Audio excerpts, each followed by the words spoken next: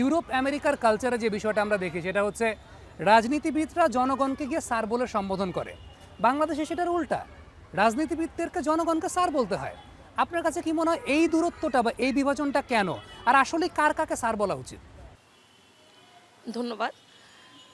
আমাদের দেশের আসলে রাজনৈতিক পরিস্থিতির তো অনেক চড়াই উতরাই আছে। জি।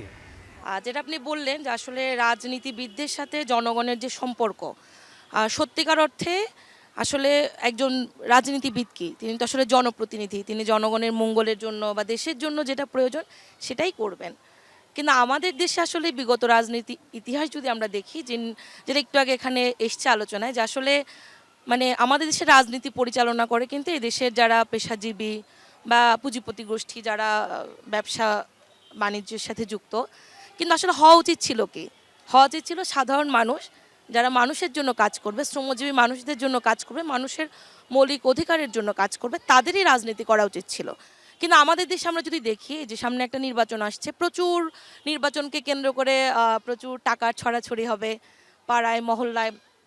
তো আসলে একজন সাধারণ মানুষ বা একজন রাজনীতিবিদ যখন যায় নির্বাচনে, তার তো এই ক্ষমতা থাকার কথা ছিল না। কিন্তু আমরা দেখব আমাদের দেশের মন্ত্রী এমপি কারা হয়, তারাই হয় যাদের অনেক টাকা আছে, গাড়ি বাড়ি আছে। তো এই সূত্র ধরেই বলতে হয় যে আসলে আমরা তো আমাদের দেশের বড় মানুষ যারা, মানে ধরুন মাওলানা ভাসানী বলে গেছেন যে আসলে রাজনীতি কিন্তু একটা মহৎ কর্মপ্রয়াস। তাহলে আমাদের দেশে যদি আমরা দেখি, রাজনীতিবিদ বা এরকম বড় যারা রাজনীতি করে এরা একটা বিশেষ মানুষ।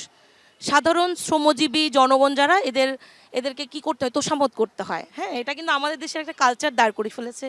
বিগত সময়ে যারা এই যে রাজনীতি করেছেন তারাই এই কালচারটা তৈরি করেছে, যেটা আসলে আমরা ঠিক মনে করি না। একজন কাউন্সিলর হোক বা একজন জনপ্রতিনিধি হোক, তিনি জনগণের দ্বারে দ্বারে ঘুরবেন। এই যে আপনারা দেখবেন এখন নির্বাচন, এখন কিন্তু দ্বারে দ্বারে ঘুরছেন। তাহলে এটা তো সারা বছর ব্যাপী।